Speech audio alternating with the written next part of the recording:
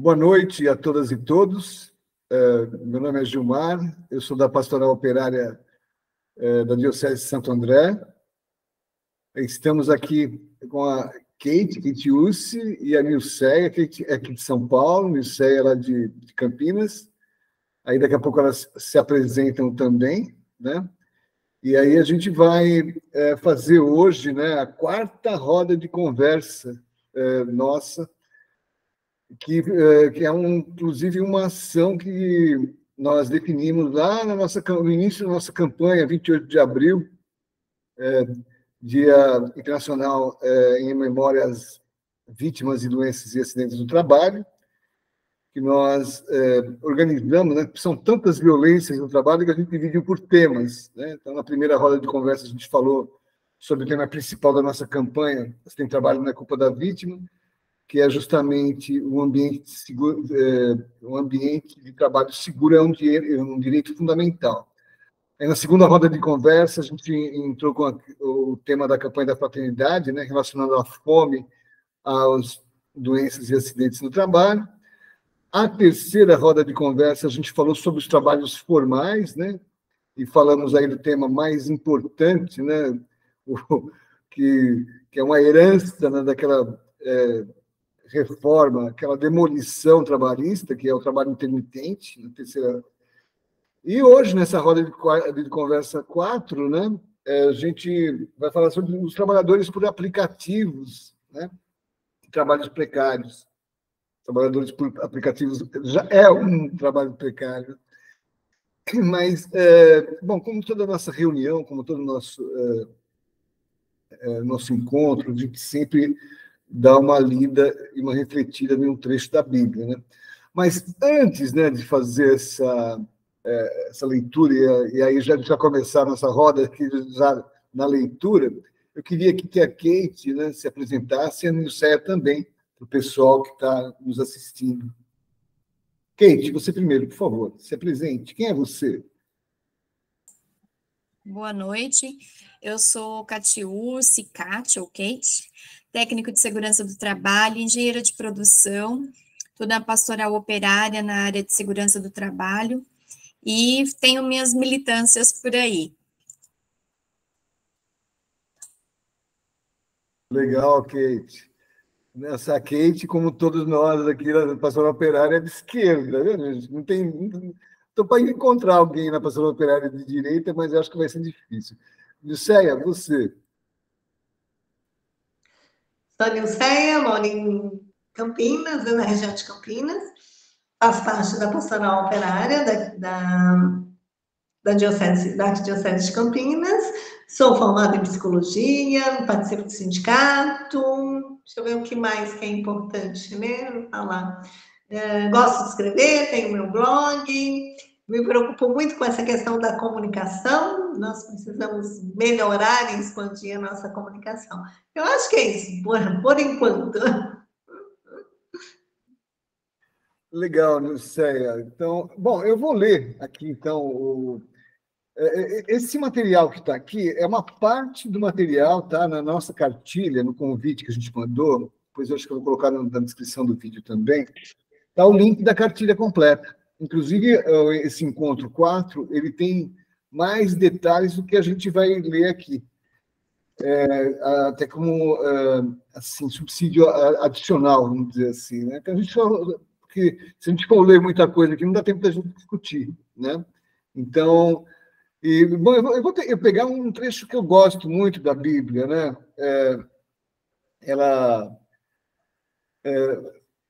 Ela fala, aqui é Sirácida, né? Eclesiástico, né? Sirácida 38, os capítulos de 25 a 39. Acho muito legal, né? Vamos dar uma... Eu vou dar uma lida, então, gente, tá? A sabedoria do escriba lhe vem do tempo do lazer. Quem tem poucos negócios a tratar, tornar-se-á sábio. Que sabedoria poderia ter o homem que maneja o arado, cujo orgulho se limita a brandir o aguilhão, conduz os bois e passa a vida trabalhando com eles, e cuja conversa gira apenas em torno do novilho? pois ele põe todo o seu coração em abrir sulcos e o seu cuidado é engordar novilhas.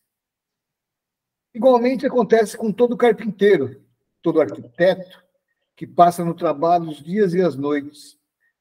Assim sucede aquele que grava as marcas dos cinetes, variando as figuras por um trabalho assíduo, que aplica todo o seu coração na imitação da pintura e põe todo o cuidado no acabamento do seu trabalho. Assim acontece com o ferreiro, sentado perto da bigorna, examinando o ferro que vai amoldar. O vapor do fogo queima suas carnes e ele resiste ao ardor da fornalha. O barulho do martelo lhe fere os ouvidos de golpes repetidos. Seus olhos estão fixos no modelo do objeto. Ele aplica o seu coração em aperfeiçoar a sua obra e põe um cuidado vigilante em torná-la bela e perfeita. O mesmo acontece com o oleiro, que entrega sua tarefa, gira a roda com os pés, sempre cuidadoso com sua obra, e todo o seu trabalho visa produzir uma quantidade determinada. Com seu braço dá forma ao barro, torna-o maleável com os pés, aplica o seu coração em aperfeiçoar o verniz e limpa o forno com muita diligência. Todos esses artistas esperam tudo de suas mãos. Cada um deles é sábio em sua profissão. Sem eles, nenhuma cidade seria construída, nem habitada, nem frequentada. Mas eles mesmos não fazem parte da Assembleia. Não se sentarão nas cadeiras dos juízes, não entenderão as disposições judiciárias, não apregoarão nem a instrução, nem o direito, nem serão encontrados a estudar as máximas. Entretanto, sustentam as coisas do mundo. Sua oração se refere aos trabalhos de sua arte, e eles aplicam sua alma e estudam a lei do Altíssimo. Palavra do Senhor, graças a Deus. Agora a gente tem umas perguntas aqui para a gente colocar na roda. Eu vou ler as duas perguntas juntas, né? E a gente vai tentar responder as duas, essas perguntas orientadoras. O que você entende dessa leitura, né? E se podemos fazer uma analogia com os trabalhadores e sua participação na política ou no judiciário, no caso da Assembleia, né? Eu queria começar dizendo, né? Porque eu escolhi esse trecho, é um trecho meio comprido, né? Mas ele fala de várias profissões, de vários trabalhos, de várias atividades da época, né? A Bíblia, ela tem todo um contexto de época e tal. Fala dos riscos, né, de acidentes no forno lá, queimando a carne e tal, fala disso daí.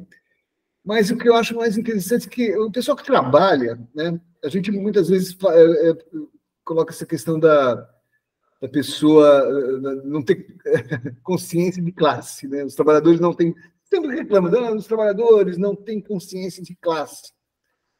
Mas eu pego por mim mesmo, né? Eu mesmo, quando eu estudava de dia, trabalhava de dia, estudava à noite, a gente não tinha tempo para a gente ficar pensando na política, a gente não tinha tempo para ver o que estava acontecendo, você não sabia quem que era o ministro do Supremo, nem nada, a gente não tinha ideia, mas na minha época, né? Que era a época da ditadura, inclusive, mas a gente não tinha tempo de ficar o tempo todo se dedicando à profissão, a melhorar na sua profissão, a, né, estudar, né? A Kate fez engenharia, eu também fiz. Então, depois fiz engenharia de segurança do trabalho, fiz mestrado, mas, enfim, a gente não tinha tempo, né, de ficar fazendo outras coisas, né? A não ser se dedicar totalmente ao trabalho, à família, ganhar dinheiro, fazer hora extra, enfim, né? E mesma coisa o trabalhador de forma geral, né? É difícil o trabalhador, né, que além de fazer o seu trabalho, ainda ocupa um tempo para lutar pelos, né, por exemplo, o pessoal do sindicato, né? O pessoal condena muito o pessoal do sindicato, mas vai entender a luta que ele faz, né? Ele fez o que ele faz para pertencer ao sindicato, as reuniões, as discussões, os problemas, né? Isso fazendo isso aí fora do horário de trabalho, né? até conseguir algum tempo livre, mas enfim. Né? Então, então, a gente entender, né, que aos trabalhadores em geral não está, né,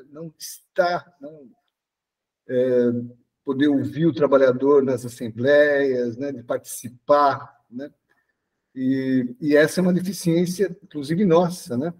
Por isso que quando a gente fica mais, por isso que a pastoral operária, a maioria das pessoas são mais idosas, né, porque aí quando o pessoal se aposenta, tem um pouco mais de tempo para ir, o pessoal vai atrás do prejuízo, né? Vai se dedicar. Né? Enquanto isso, os mais jovens nem participar de uma live, nem participar de uma reunião, não tem tempo, porque tem que estar trabalhando, tem que estar fazendo as coisas. Né? Mas, então, é isso que eu queria dizer. Então, respondendo, né, dessa leitura que eu entendi é isso, né? E sim, a gente pode fazer essa analogia com os trabalhadores, porque dificilmente os trabalhadores vão participar da política, né? Apesar que a gente conhece muitos trabalhadores que estão na política, não tantos quanto a gente gostaria que fosse, né? Nesse congresso mesmo, a minoria representa a classe dos trabalhadores, né? A minoria. Mas a que custo, né, gente? É difícil, né? Tem que dar realmente valor para esse pessoal, porque não é fácil você trabalhar, participar de política, família, tem todos os, né, o tempo, mas enfim. A minha contribuição é essa. Quem queria falar? Kate, Nilceia, fiquem à vontade. Pode falar? Pode. Eu acho muito interessante que, assim, o texto do Eclesiástico ele é antigo, né? Ele está lá no Antigo Testamento. E essa frase que ele colocou, né? Sem ele, sem o trabalhador, nenhuma cidade é feita. E parece óbvio, mas as pessoas se esquecem disso. Esquecem que o motriz da sociedade, o que organiza, o que mantém as coisas acontecendo, é a classe trabalhadora. Eu me lembro de um comentário que o Padre Ferraro, aqui de Campinas, fez uma vez, né? Que ele falou, não, lógico, menosprezando nenhuma profissão, mas quando os lixeiros do Rio de Janeiro parou, chegou um ponto, 3 dias a cidade estava falando, nós vamos parar, porque você não tinha condições de sair na rua. Então, essa consciência de que todo trabalho é digno, todo trabalho merece remuneração justa, o trabalhador tem o direito a uma formação adequada, né, ao devido conhecimento da política, das leis, tem que ter leis que protegem, tem que ter leis que cuidam. E é interessante que o autor bíblico já sabia disso lá atrás e nós historicamente vamos patinando em busca desses direitos e lutando por eles. Né? E agora, com a tecnologia, nós corremos um risco maior ainda de perder tudo isso. Então, eu queria ouvir muito um pouquinho da Kate, como ela vê daqui para frente, né? A Bíblia fala do passado, eu comentei aqui do presente, e, Kate, essa questão da lei, do judiciário, com as novas tecnologias, como você vê tudo isso?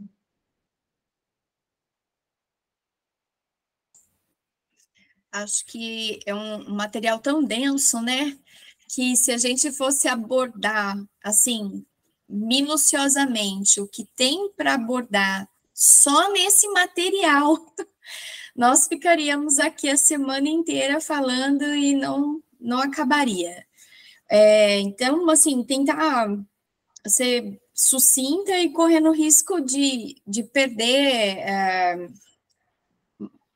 coisas importantes, né? Mas pensando o seguinte, primeiro que todos nós entendemos, vocês falaram isso bem, quem produz riqueza? Né? Então, quem produz riqueza é o trabalhador. Tanto é que se você parar para pensar, recente aconteceu, então está fresco na memória, pandemia. Quando os trabalhadores não foram para as fábricas, não adiantava o patrão gritar, não tinha produção. Não acontecia. Então, olha o poder do trabalhador e olha como ele não entende esse poder e ele não usa esse poder em seu benefício. Mas por quê, né? Porque existe uma propaganda massiva de quem está no poder de fazer com que esse trabalhador não se entenda, não se identifique como classe e não perceba o poder que ele tem nas mãos. Nenhuma riqueza é produzida pelo patrão. Não importa quanto dinheiro ele tenha. É produzida pelo trabalhador. E se ele não tiver conhecimento disso, ele é facilmente manipulado. E os patrões, eles têm a legislação, né? Por quê? Porque nossa organização social, a gente encontrou ali, nós fizemos um consenso, né? Nosso consenso social é que nós temos pessoas para legislar, pessoas que vão executar, implantar, desenvolver, e nós temos quem vai definir as leis. Nós temos o poder de escolher, muito entre aspas, né, mas escolher quem nos representa no executivo e no legislativo. Quem vai fazer a lei, quem vai desenvolver e vai fazer essas relações sociais para que isso aconteça. E a gente não entende que quando nós não identificamos quem somos e quem nos representa, nós colocamos dentro desses espaços legislativos pessoas que vão defender os interesses do patrão. Então, a lei veio e flexibilizou, né? Tirando todo o processo, encurtando o processo, mas houve uma flexibilização do trabalho. De forma que esse trabalhador perdeu o vínculo que fazia com que ele se sentisse o operário, fazendo até a gente achar que nós não temos mais um operário. Nós temos, ele está em diferentes formatos, mas nós temos. E de uma forma que esse operário não se organiza mais, não está mais em sindicato, ele não se entende, ele se entende como um individual, né, ou empreendedor, ele sozinho, mas ele não muda nada, né, é uma massa que muda, então ele precisa entender isso. E aí uma das coisas, para eu não ficar me alongando muito, mas só para a gente começar a pensar sobre esse assunto, nós tivemos, eu entendo que eu vou trazer uma visão um pouco diferente dos textos de subsídio, né? Uma outra análise para a gente pensar baseada na produção marxista-leninista. Então, pensando que as causas da desigualdade social, ela é acúmulo de capital. Quem detém o poder econômico define as questões políticas. Então, quem detém o poder econômico define as questões políticas.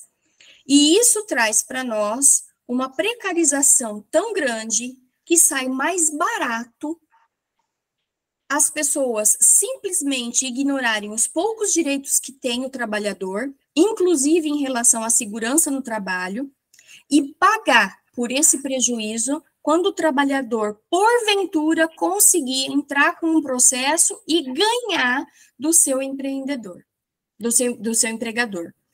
Então, hoje, além dessa questão que nós temos do trabalho precarizado, ainda dentro desse trabalho precarizado e com pouca legislação de cobertura, os riscos que ele está exposto, então as medidas de proteção que ele deveria ter direito, eles não estão cobertos, porque para quem paga é mais barato pagar uma indenização do que garantir a segurança desse trabalhador no dia a dia. Então, só para a gente começar a pensar nisso.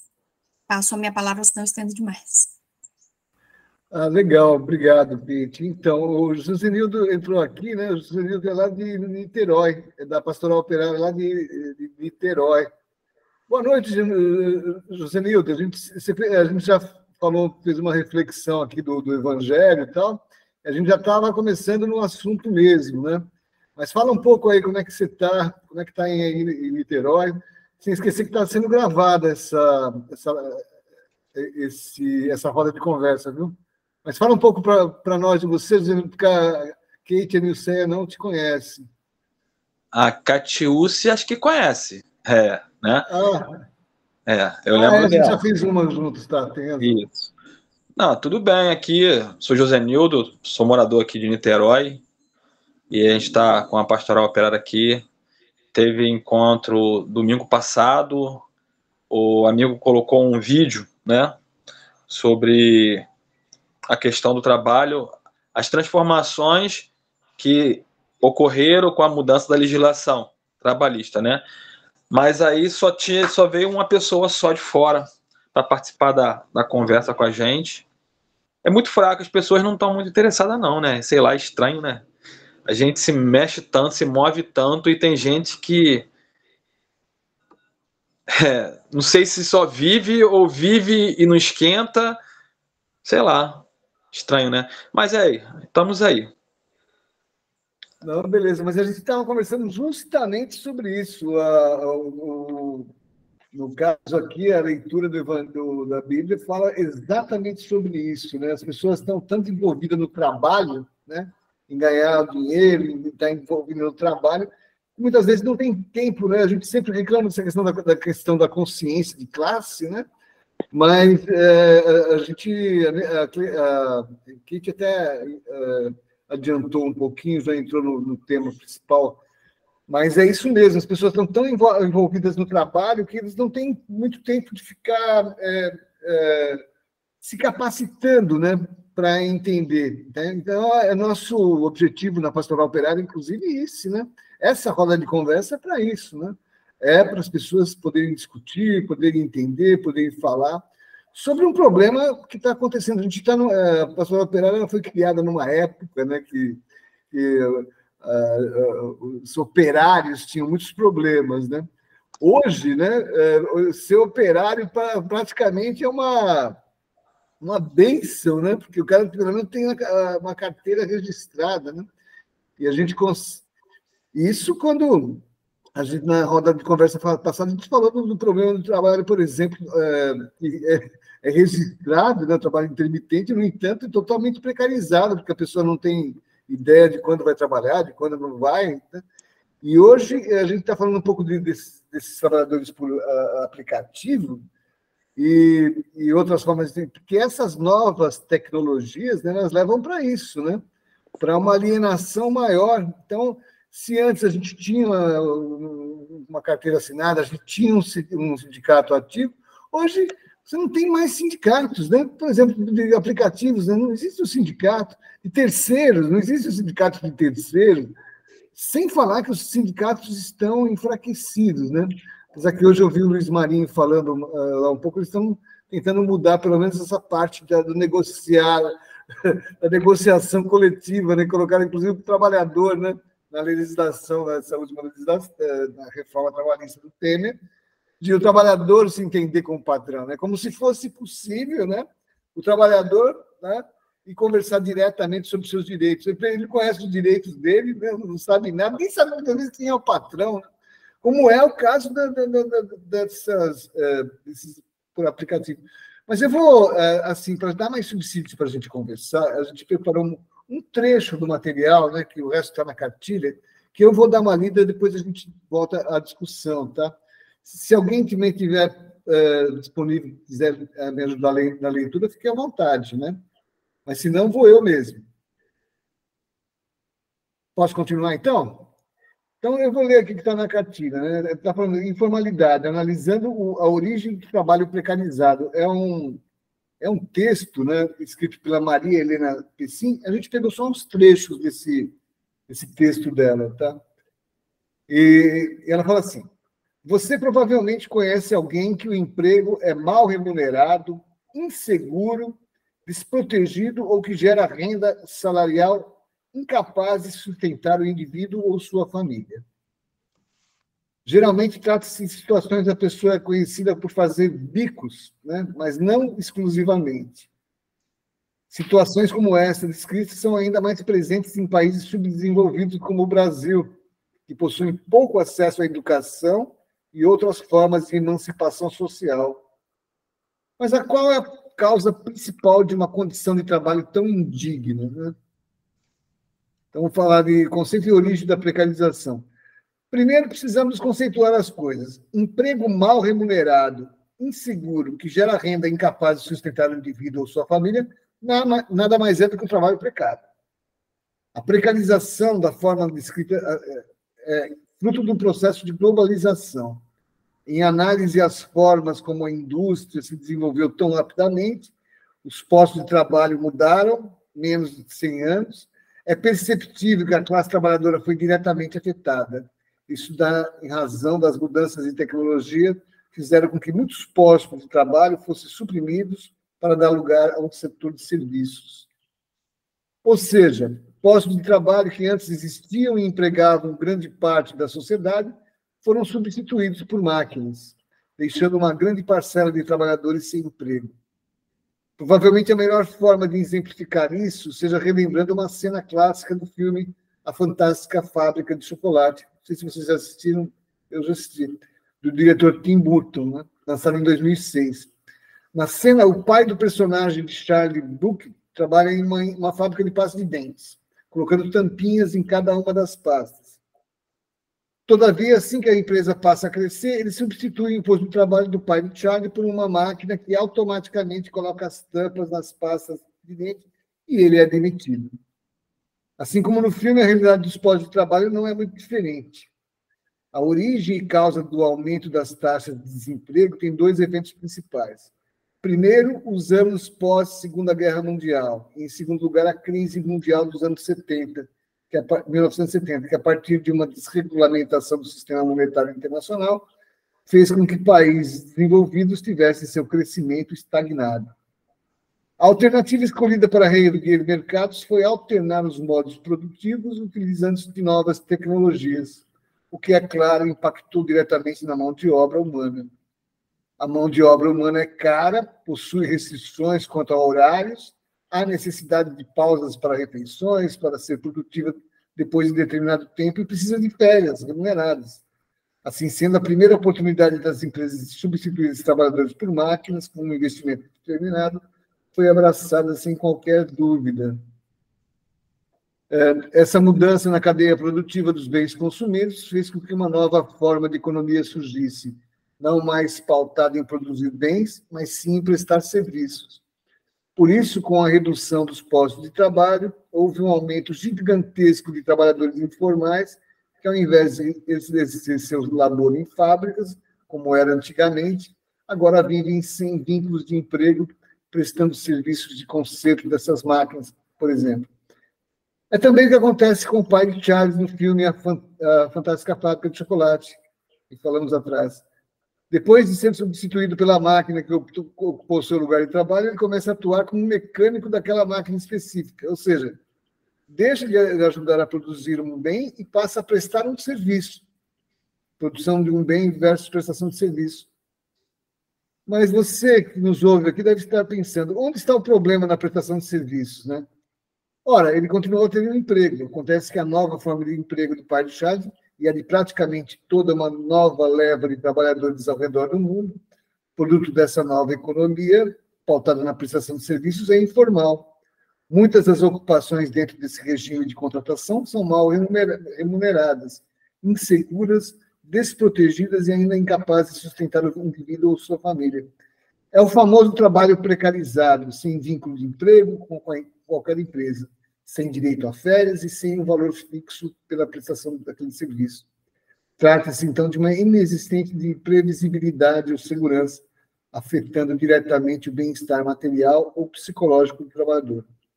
Imagina não ter certeza se no próximo mês você terá dinheiro suficiente para colocar comida na mesa da sua casa. Bom, é um trecho só, né, que a gente escolheu aí ela fala mais, inclusive, sobre os aplicativos, que também são trabalhadores precarizados, mas aí a gente tem umas perguntas orientadoras para a gente fazer a nossa roda de conversa. E aí, você conhece alguém que faz parte dessa nova classe de trabalhadores que estão surgindo? Quais os principais problemas que você identifica nessas formas de trabalho? quais as propostas que poderiam ser indicadas para melhorar a situação. Tá? Tem um manifesto também do aplicativo que a gente assinou esse manifesto, tá, que está na cartilha, tá? Mas acho que não sei se vai dar tempo para a gente falar sobre isso, não. A gente já tem bastante coisa para falar aqui, né? Então, e aí, vocês conhecem alguma nova forma de classe de trabalhadores, dessa classe de trabalhadores? Os problemas que vocês identificam nessas formas de trabalho?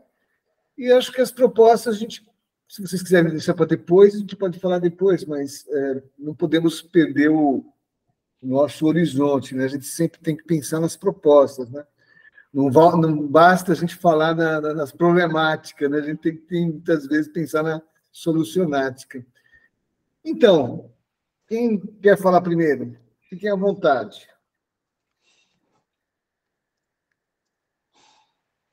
Acho que eu vou falar, então. A pergunta é se eu conheço alguém que trabalha dessa forma? Se você conhece essa nova classe de trabalhadores, né, vamos dizer assim, ou categoria de trabalhadores, que não são uma categoria, né, são várias categorias, tudo com trabalho precarizado, mas provavelmente você conhece, né? Eu conheço, e o que nós estamos vendo na sociedade são trabalhadores que antes tinham estabilidade e tinham a carteira assinada e tudo mais, e está passando, né, para essa nova forma de contrato. Chega a ser assustador.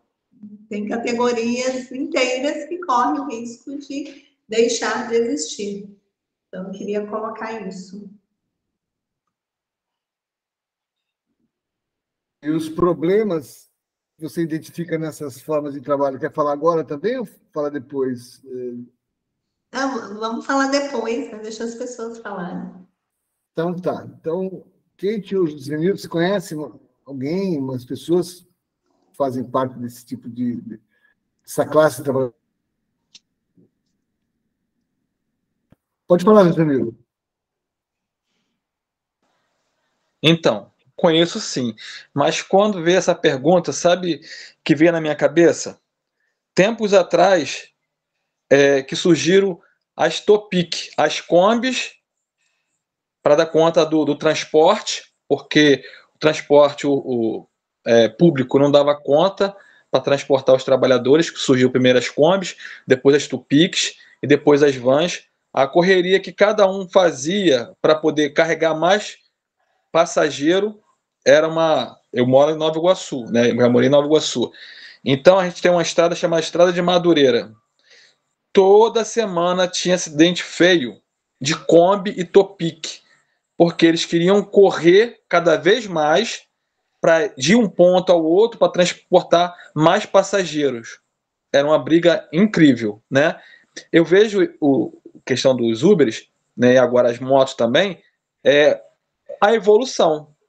Uma evolução desse transporte, né, alternativo, que acaba sendo particular para cada pessoa, a pessoa chama, né? E que as pessoas se sujeitam, né, a viver essas condições de trabalho. Porque quando você é pai de família e você tem as suas contas para pagar, então você se sujeita muitas vezes a trabalhar excessivamente por mais tempo para fazer renda para poder conseguir manter a sua família. Então, acho que tudo isso é uma evolução. E as coisas vão entrando na nossa mente de uma forma que às vezes a gente nem percebe, né? Às vezes só percebe quando está dentro daquele caos, daquele buraco, né? Conhecer eu conheço. Eu tenho... No meu condomínio tem um aqui que mora. Inclusive solicitei serviço dele dia 10. Tinha um outro também que morava aqui, que é o Daniel. Tem dois aqui no meu condomínio que trabalham com isso. Então, assim, a gente sempre conhece, não tem como, né? Agora, as condições de trabalho, né, que eles contam, né, além dos abusos, a falta de respeito que o passageiro trata eles como se fosse, sei lá, alguma coisa de... sem respeito mesmo, né? Sem respeito. E aí você se sujeita a tudo, né? Você, no caso, eles contam, né, que às vezes recebe os desrespeitos e tem que ficar tranquilo, calmo, não pode responder, porque depende das estrelinhas, né? Das indicações do gostei, bom motorista, né? Deixar para Catiúce.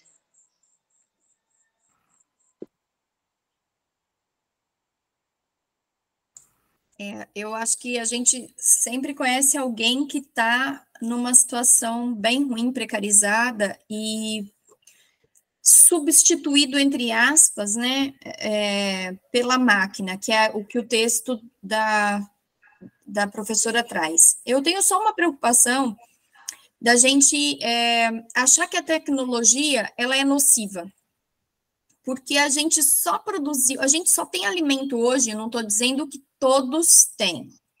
Eu digo que a gente só teve condições de produzir excedente de alimentação com a evolução do nosso sistema de trabalho, com o implemento de maquinaria, né? Então, assim, a gente tem questões hoje, numa população, por exemplo, do tamanho que nós temos mundial, a gente consegue hoje produzir 5 vezes mais do que essa população consegue consumir. O problema está que nem todo mundo tem acesso, né?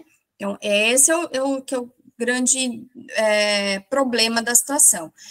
A tecnologia, a gente não... Por que eu falo isso? Porque quando tivemos a Revolução Industrial e os trabalhadores começaram a primeira Revolução Industrial e os trabalhadores começaram a perder postos de trabalho por conta de maquinaria, existia um movimento que cresceu muito chamado ludista, de Ned Ludd.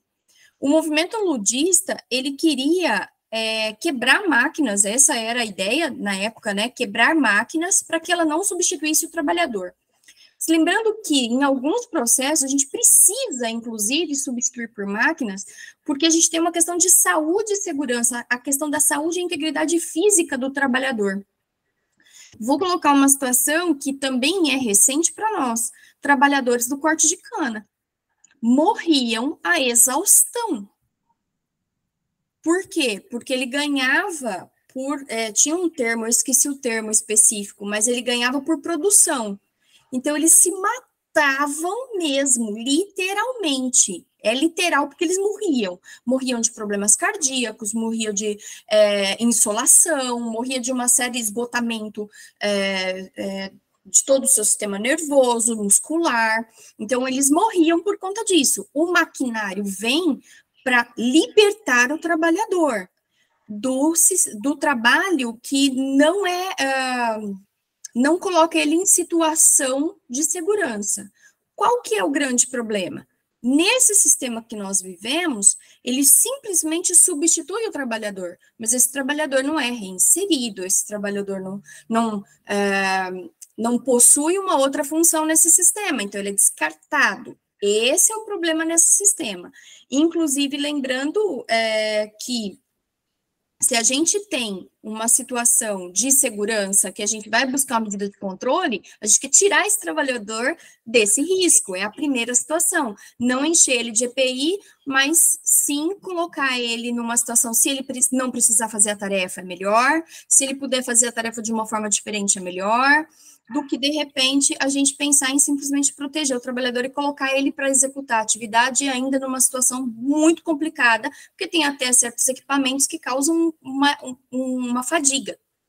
Então, se a gente for pensar no mundo do trabalho, no mundo na questão social, a tecnologia, ela não é ruim. O problema é que existem uma quantidade de trabalhadores descartados por essa tecnologia, mas aí é um problema de acumulação de capital, né? Novamente, a gente tem alguém que está se preocupando em ter muito dinheiro e descartando pessoas que no momento acham que é um excedente e não precisa. Lembrando que para se pensar, e aí entra aquilo que a gente estava falando, né? O trabalhador hoje não consegue tempo para se dedicar, tempo para estar aqui na live e a gente conversar sobre a sua realidade de exploração no dia a dia, e ele não tem esse tempo, é proposital, porque se ele tiver tempo, ele vai pensar, ele vai saber e ele vai reagir, né? Então, o tempo é a grande questão. Por que que na Grécia se produzia intelectualmente lá na Grécia Antiga? Porque tinha quem trabalhava por eles, que eram os escravos. Então, você precisa de tempo para pensar. Se eu ocupar o tempo do trabalhador, não pensa mais, né? Então, é uma coisa para a gente também refletir que a tecnologia, ela às vezes vem para nos libertar de um trabalho que não seria digno. E a gente só precisa depois discutir o como fazer, né? Passo a palavra. Eu também queria falar um pouco sobre isso. A gente passou por muitas situações que realmente a gente substituiu trabalhos repetitivos por robôs, por exemplo, né? E a gente também sabe, em segurança, que quando você melhora uma situação, você, muitas vezes, coloca alguma coisa que você pode ainda piorar a situação. Os robôs, por exemplo, quantos acidentes de morte, né? Que a gente ficou sabendo depois devido ao robô, né? E é isso que você falou realmente, Kate. O que a gente tem percebido muito é que os trabalhadores braçais, né, montadores de automóveis, por exemplo, que era o berço da pastoral operária, né, pelo menos aqui do ABC, foram as greves, né, das montadoras, né, a maioria montadores que ficam o dia inteiro lá apertando parafuso, lá, montando mesmo os carros, caminhões, enfim, né? E eles perceberam, né, que ganhavam muito pouco, né, mas era considerada uma atividade assim, não ser montador não era uma atividade, uma profissão nobre, porque a pessoa aprendia aquela atividade e muitas vezes ela não saberia fazer outro tipo de atividade se tirasse ele do posto dele, né? É o que também está acontecendo com essas novas tecnologias, né? Indústria 4.0, por exemplo, que a logística praticamente acabou. Então, o que a gente está vendo no mercado de trabalho atualmente, cada vez mais, esses trabalhadores, né, mais simples, mais humildes, que têm essas profissões mais modestas, estão realmente perdendo, né, os postos de trabalho e não está sendo feito nada para melhorar essa situação. Eu me lembro que quando numa empresa que eu trabalhava aí, foram colocados a indústria 4.0, muitos postos de trabalho foram perdidos, né? E os sindicatos, em vez de discutir, né, de conversar, de pedir de repente uma alternativa a esses postos que estavam sendo perdidos, eles ficaram maravilhados porque essa indústria 4.0 fazia a empresa ser competitiva e continuar gerando menos emprego, mas pelo menos gerando empregos, né? E, enfim, é uma discussão complexa, tá? Mas o fato é que, principalmente nessas novas formas de trabalho, que nem o José Nilton falou aí da evolução, na verdade, sem uma involução, né? Que vai evoluir para pior, né? Mas as pessoas que eu conheço muitas vezes, olha, eu não vou dizer a maioria, mas a grande parte deles, eu acho que a maioria sim, defendem esse tipo de trabalho, né? Eu pergunto muitas vezes, mas se você bater o carro, você não vai consertar. Se você a gasolina é você que paga. O valor que você recebe, e isso todos eles concordam, no início das Uber era um valor bem maior, depois esse valor tem diminuindo, tanto é que eles, para conseguir o mesmo valor, têm que fazer jornadas adicionais para conseguir o mesmo valor que eles conseguiam no passado. Se acidentar, ele não vai ter nenhuma cobertura, não vai se aposentar, enfim, tem muitos problemas, mas mesmo assim o pessoal ainda acha legal. Eu faço o meu horário, eu não tenho patrão, né? Lembrando que, na verdade, ele tem um patrão que ele nem conhece, né? E os clientes, que nem os vendidos, colocar uma 4 estrelas lá, ele deixa de faturar, né? Quer dizer, ele é aquilo que a gente falou, essas pessoas não enxergam, né? O que a Kate falou logo no início, elas não enxergam os problemas, né? Eles falam assim, não, agora o meu carro Então a pessoa tem que comprar o carro, colocar o combustível, fazer a manutenção, se bater o carro ele tem que consertar, se ele se machucar, ele fica sem receber e ainda acha isso bom. Ainda acha uma alternativa boa, porque ele pode fazer o próprio horário. Ora, ele pode fazer o próprio horário, mas o horário vai ter que ser todo o horário, cada vez mais longas jornadas, né? E você vê, tem um manifesto, na cartilha tem até um manifesto dos trabalhadores, tem um projeto em andamento aí no Ministério do Trabalho para regularizar esses trabalhadores aí, mas então a gente pede aqui, pessoal, depois eu vou deixar o link do manifesto também na descrição, não posso esquecer disso, porque as pessoas, esses trabalhadores temos que conversar com eles, né? Mostrar para eles que sem luta eles vão continuar nessa situação, trabalho precário. Isso a gente está falando de carro, de moto, mas tem trabalhadores de bicicleta, né? Que o cara fica longas jornadas extenuantes, né? Então, esses são os problemas, né? É isso que eu estou falando. Agora, faltando meia hora para a gente, ou se alguém quer falar mais alguma coisa sobre esse tema, depois a gente parte para as propostas. Mas pode falar, Zenildo. Ô, Gilmar, passa a ser bom dentro da perspectiva que o cara está desempregado, né? Está desempregado, né? Não tem nenhum emprego em vista, que ele possa estar, tipo, 15 dias depois, um mês depois, está empregado. Então, isso passa a ser bom porque é a alternativa que ele tem de utilizar o seu próprio carro ou alugar um carro, né, ou dar entrada em um financiamento para trabalhar, para poder pagar.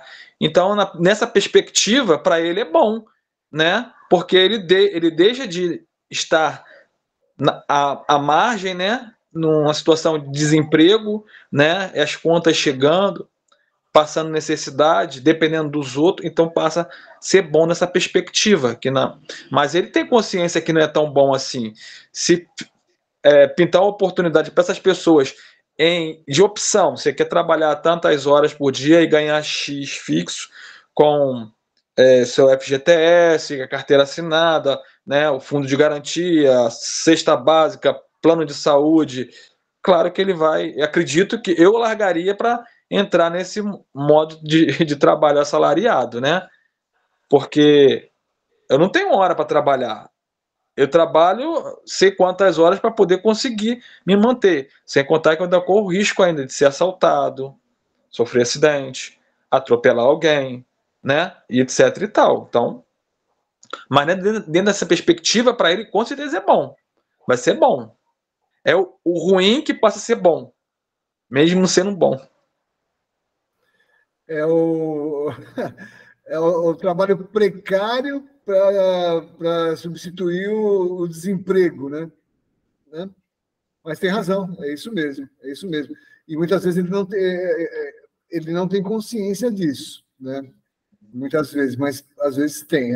Mas muitos deles não têm consciência. Muitos, pelo menos dos que eu conheço, se consideram empreendedor, né? Tipo patrão, né? Lembrando do Paulo Freire lá, o sonho do oprimido é se tornar o opressor, né?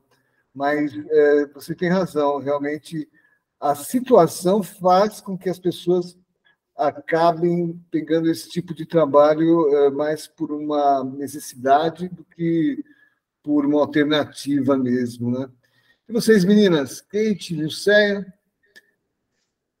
querem falar alguma coisa sobre esse tema ou vamos falar um pouco sobre as propostas, né? O que a gente poderia pensar, né, de fazer para melhorar. Eu sei que é muita pretensão, né? Nossa, né?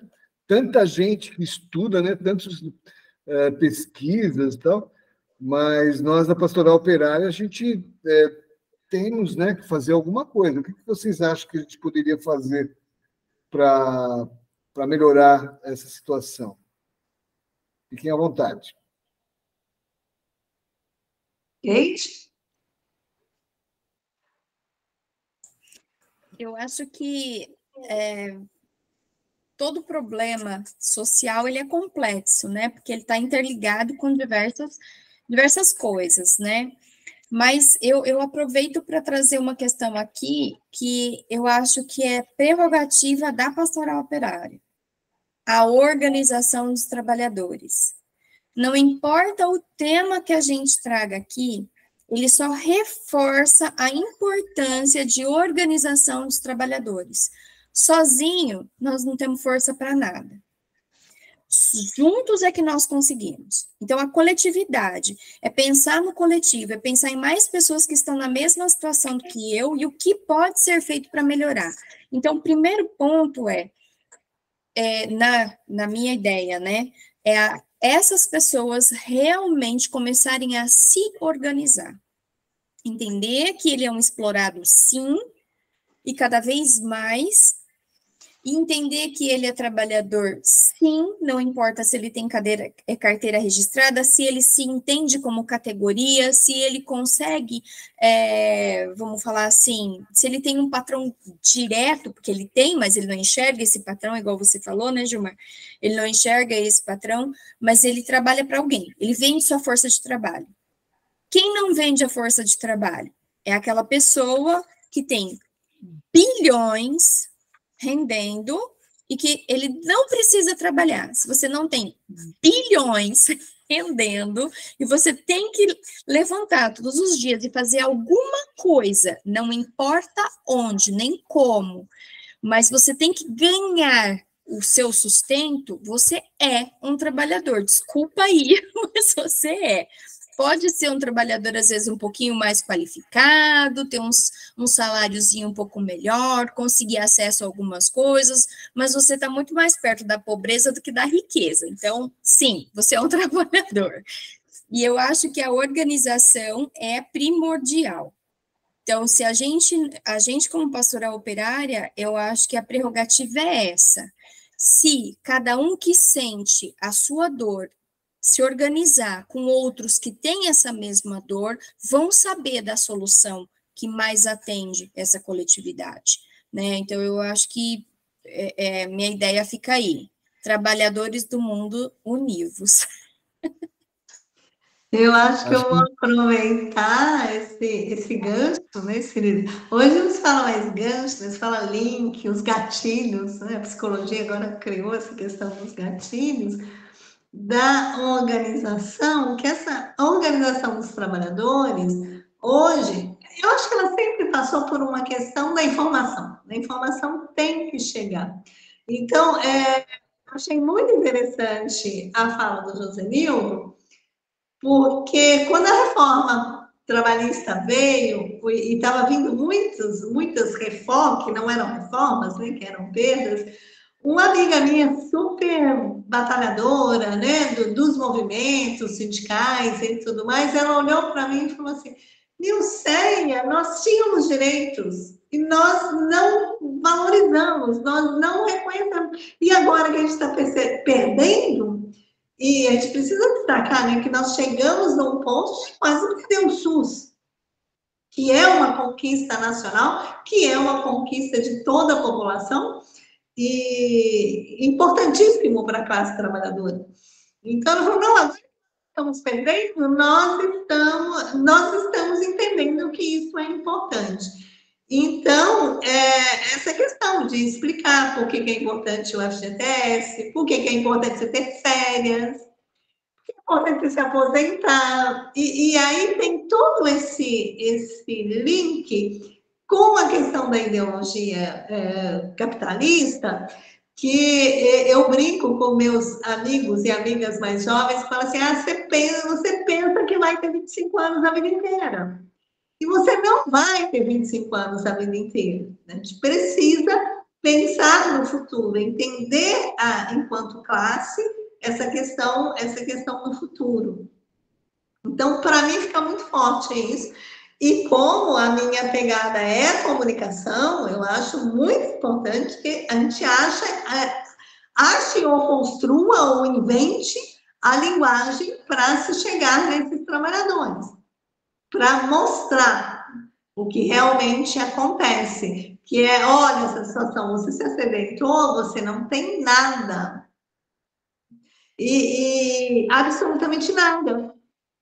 Então, essa é uma realidade, construir esse processo, que é um processo de abstração, né? Porque as pessoas estão lá, tão firmes, acordam de manhã, trabalham o dia inteiro, e, nossa, que legal, eu consegui. Às vezes, eles estimulam até a competição, né? Olha, você não conseguiu porque o outro trabalhou melhor que você e tal. E vão para essa luta, mas essa consciência de que se acidentou, gente, e não precisa nem ser acidente, né? Vamos pensar uma crise de enxaqueca, sabe? Uma gripe forte, né? Então, assim, você não tem direito a nada, sabe? Você precisou levar a sua filha no médico, você não tem direito a nada, absolutamente nada. Então, eu quero reforçar essa questão, que é a minha pegada de Kate, que para mim é importante, sim, nós temos que achar essa comunicação, construir essa linguagem a partir das nossas conversas e chegar até essas pessoas com essa pegada, essa linguagem popular, para que eles entendam essa colocação. Olha, você não é dono de nada. A única coisa que você tem é sua força de trabalho, então vamos cuidar dela, para que você sobreviva dentro do sistema. Então, é isso. Legal. Quer falar alguma coisa, José Nildo? Eu posso falar? Então, fala você primeiro, depois eu falo.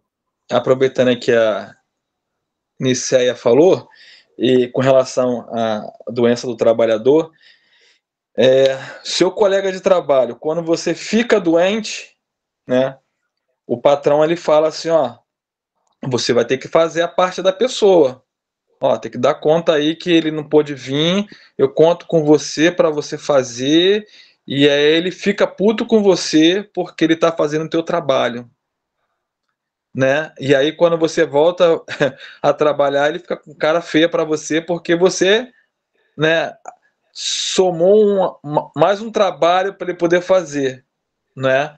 Ele não entende que às vezes ele também vai ficar doente. Ele tem filho, no caso as mulheres, né? Mulher tem muitas vezes precisa cuidar, levar a criança ao médico porque ficou doente, né? Etc e tal. Isso é mais, o homem é mais difícil, né? Fazer isso, sempre cai no ombro das mulheres fazer isso, né? Então, o patrão costuma até colocar o colega de trabalho contra, para que você se sinta oprimida, né? A mulher se sinta oprimida a não levar a filha ou o filho ao médico, porque ela vai sofrer. Então, às vezes, até deixa de cuidar da própria família ou da própria saúde e vai trabalhando até um ponto que não aguenta mais e aí tem que, infelizmente, ser encostado, né?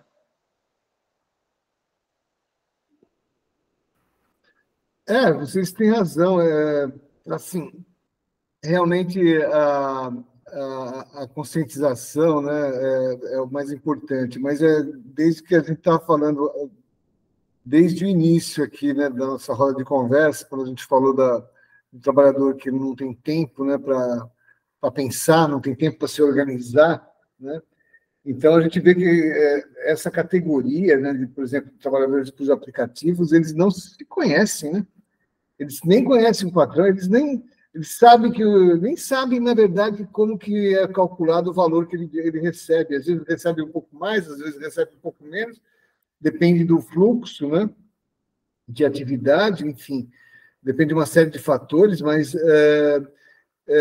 eles nem sabem, nem conhecem os outros para poder se unir, né?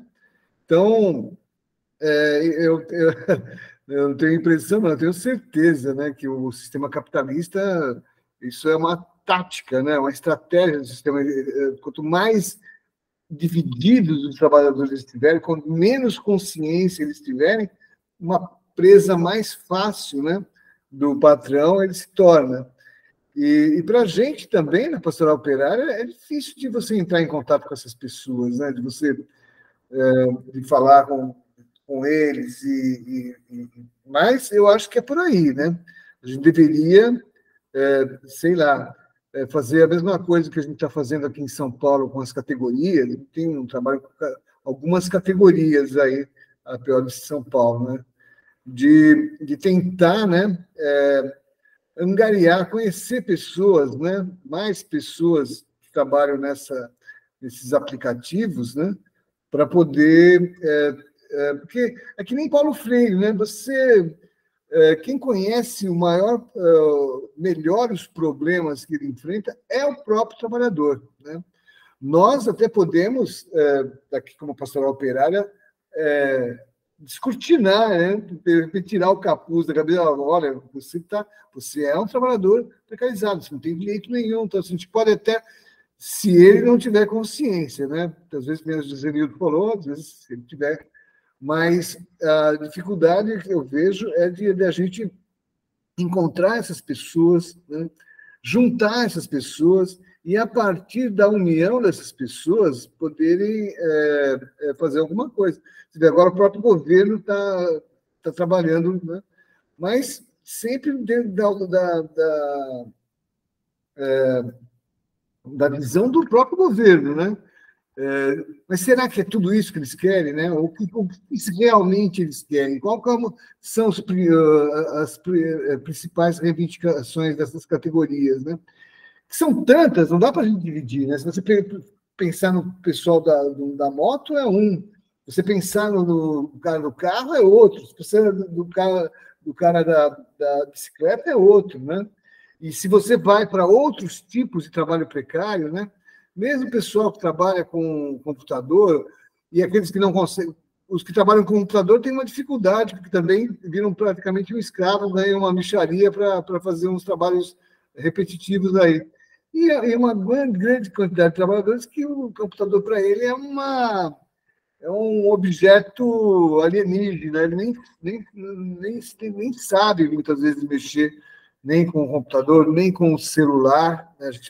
Principalmente da pessoal da mais antiga, né? Então, eu vejo aí um grande desafio para a gente, mas eu não vejo outra alternativa a não ser, né, estar fazendo, né, trabalhos de conscientização, né? A Nilce, que trabalha com a divulgação, né? Eu vejo que a gente teria que fazer um trabalho, né, de divulgação, né, para esse pessoal, mas não só uma divulgação, né? Uma divulgação um esclarecimento de como esse trabalho é forçado, e também dando uma sugestão. Olha, você sabe que o teu trabalho é assim, que você não tem nenhum direito. O que você acha, né, de você se unir a outras pessoas que estão na mesma situação? E aí sim, né, a partir da união, né? Então eu acho que o caminho é por aí. Não é fácil, sabe? Mas eu acho que o caminho é por aí. O próprio manifesto, que a gente acha uma boa alternativa, né? Que é até por esse manifesto que o governo entendeu que o problema é sério e por isso que está tentando fazer uma legislação. Vai ser muito difícil fazer essa legislação, eu ainda vejo dificuldades aí, porque a gente está enfrentando uma época, né, de um Congresso, e todas as políticas públicas não pode esquecer que tem que passar pelo Congresso, que é um Congresso cuja maioria, né, representam aí o agronegócio, a boi, a bala, enfim, né, a Bíblia, né? Não estou falando de nós, não, né? A gente tem a Bíblia, mas a pastoral operária tem uma outra visão da Bíblia, né? Nós não vemos a Bíblia como uma arma, né? Jesus Cristo também não foi Ele foi, sim, né? Foi um revolucionário. Isso a gente vê, né? Ele um revolucionário que lutou pela justiça, mas não um guerrilheiro, né? Como muitas vezes algumas religiões aí, né? Colocaram até como ele armado. Até, não sei se vocês já viram, mas enfim. Mas eu acho que o caminho é por aí, é uma alternativa, mas o mais difícil é juntar essa categoria. Eu pelo menos, penso assim. Pode falar, Kate. Só queria deixar um texto que é muito bacana, é um material que faz parte de chama Caderno do Povo Brasileiro, é de 1962. Vou até pegar aqui, é o Álvaro Vieira Pinto, e ele escreve: Por que os ricos não fazem greve? Então, é um material muito interessante que começa a mostrar para as pessoas onde elas se encaixam. Eu acho que a ideia é essa, é mostrar onde as pessoas se encaixam. Então, ele é um volume de diversos materiais que tem, mas eu achei ele muito interessante porque ele traz bem essa questão de mostrar para nós quem são as pessoas dentro dessa sociedade que nós vivemos, que grupo nós fazemos parte. É muito bom. Então, se procurar na internet por que os ricos não fazem greve, já vai aparecer o PDF para baixar desse Cadernos do Povo Brasileiro. Caderno do Povo Brasileiro. Ok, a gente pode também deixar na descrição da live. Na hora que eu for fazer a descrição da live, eu já tenho algumas coisas para colocar o link lá, e depois você me manda o link desse livro aí também, aí e a gente coloca, né, esses links na descrição. Aí o pessoal que tiver dúvida, né, pega a descrição. Na descrição do vídeo tem, além das informações da roda de conversa, também tem esses links. Vai ter o link da cartilha, vai ter o link desse livro. Eu coloquei mais um link que eu esqueci agora, link da cartilha, link do livro. Eu coloquei um link de alguma coisa que não me lembro agora, mas depois eu pego na live. O link do manifesto. Link do manifesto. Escrever melhor aqui, nem eu estou entendendo minha letra. Tá, link do manifesto, link da cartilha e o link do livro. Tá? Então, gente, podemos ir concluindo, né? Deixando aqui um abraço, muito, muito agradecido pela presença de vocês, né? Conseguimos fazer aqui uma dupla, né, de 2 homens, 2 mulheres, né? Ficou bem balanceado, legal. Abranger aí uma boa região da Pastoral Operária. Então, agradeço a vocês que estão assistindo aqui, que assistiram a essa roda de conversa, e convidando vocês a participarem, né? Eu também, Kate, eu acho que vou deixar também lá, né, o link dos nossos contatos, né? O link do nosso WhatsApp, do nosso grupo. Nós somos o grupo que está fazendo essa campanha de trabalho na culpa da vítima e essas rodas de conversa. Nós somos um grupo de trabalho aqui pertencente à Pastoral Operária do Estado de São Paulo. Eu faço parte, né? A Kate faz parte também, a Nilceia faz parte também, tem o seu Geraldo também que faz parte, tem o Emerson lá do Ibagé, lá do Sul, tem a Cidinha, tem também, quem mais que eu estou esquecendo aqui, Nilceia? A Silvana também. Lembrando que a gente está em processo, uma atividade bem interessante, mas isso é assunto para uma outra roda de conversa aí, o atendimento jurídico, espero que isso daí dê muitos frutos. Então, boa noite a todos e todas, e até a próxima, se Deus quiser. Forte abraço.